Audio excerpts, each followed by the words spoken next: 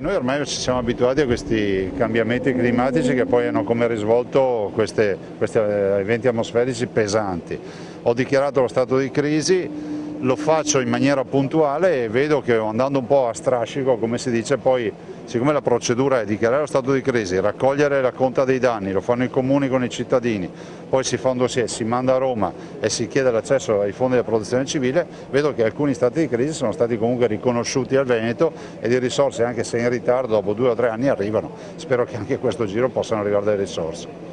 Senta, doveva arrivare il ministro Giannini oggi, qui ovviamente c'era grande attenzione sul tema Giovannini, sul tema delle grandi opere, dall'alta velocità a Padova, alla Verona-Padova, alla Venezia-Trieste, alla bretella dell'aeroporto. Qualche indicazione in merito? Qualche speranza?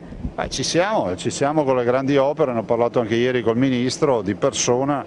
Penso che il tema del collegamento con l'aeroporto Marco Polo sia ormai una decisione presa che verrà consolidata dal Consiglio dei Ministri, da quello che ho capito, già nei prossimi giorni, spero, come tempistica.